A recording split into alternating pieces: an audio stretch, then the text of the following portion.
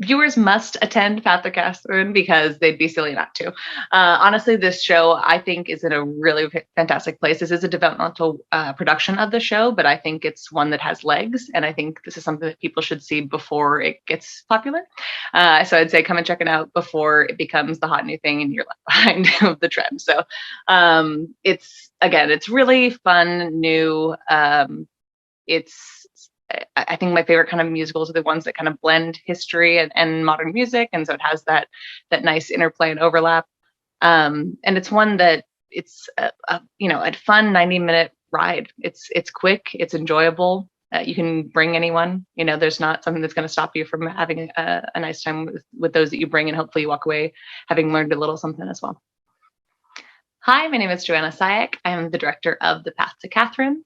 And if you want to learn more about this new musical in the works, led by three fantastic female actors, listen on.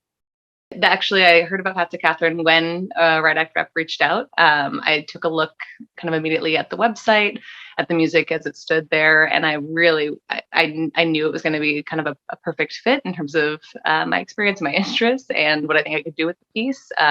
It's a 3-person, all female identifying cast, that's basically put together, told with, again, a creative team made up of 2 stellar women as well. I was really excited to be in a room with that kind of a show that basically underlines the importance of women and the importance of females pursuing their creative kind of prowess and their power on stage and off. I'm really excited to be back doing a show like that. Actually, one of my shows right before COVID and the pandemic was a 4-person rock musical called Lizzie.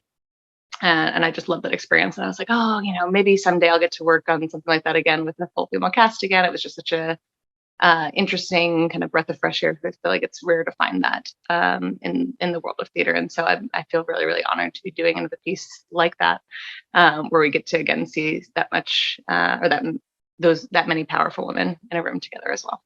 I think the sound is super unique. There's so many earworms. It's always stuck in my head nowadays. I think it does a nice little mirroring of rock musical, a bit of even kind of hip hop and rap. I think it's a unique sound. I think it's a show that you'll kind of walk out humming something from it too. I think it's very accessible in that way. I think the songs have a nice blend of kind of modern newness to them, even though the show itself is set back in the 1700s. So it's not some, staid production. It's very, it feels very new and very of this moment too. The Path to Catherine is about the story before Catherine the Great. So we follow Sophie when she's a princess, her mother and the empress essentially of Russia at the time. We follow her story basically as a teenage girl up until essentially the moment before she becomes the Empress of Russia. She's, if you've watched The Great, you might know a bit about her. I think she's kind of come into the public kind of focus in the past year or so, or if you paid attention to other parts of European and kind of world history. There's been, I think, some fascination around her and her story just because she was such a trailblazer. And so it's really fascinating to go back and kind of track the people that made her, the mother that, influenced her, the woman that inspired her. So it's Empress Elizabeth and Joanna Syiek, her mother. And these 3 women together, how their stories, again, interweave and intermingle to create one of the most famous world leaders that we've had. I think the music of this score of Path to Catherine really does a great job of bringing us into the 21st century, just by nature of the fact that if we were to view this history, with a player style piano behind it and just kind of a single violin and something more indicative of the 1700s, people might tune out a little bit. But what the writers have done here is so brilliant in that they've brought it into a framework and a context that we all currently understand. It's in our modern language, our modern lexicon of modern music. And so it's, again, it's made more accessible by that. It's a joy to watch these actors sing it. It's a joy to watch the band dig into it and to see this story come to life every night. So I'm really hopeful that audiences enjoy it as much of it as I've been enjoying, putting together the show in this process.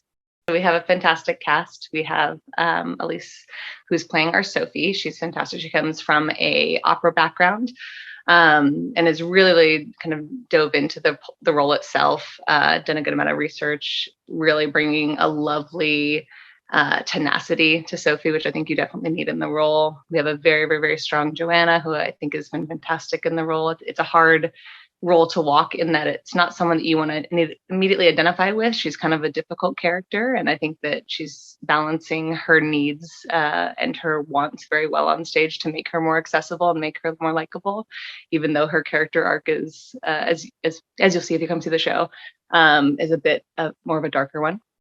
And then we have Robin, who's playing Elizabeth, the Empress, and she's fantastic as well. I think that every single person in the cast, it has wonderful interplay with each other. They are all fantastic singers and actresses, and it's, again, just so exciting to see this much female power in a room together. It's been great.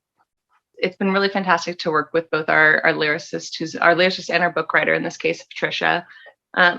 She did so much background research on this story and on these women to really come up with a fantastic retelling of the story of how Sophie became Catherine. And there's so much knowledge and intrigue there. I think that I love how much she wants to tease out certain details and really tell this story in a new way. Again, nothing about it really feels old, which I love, even though the story itself is hundreds of years old.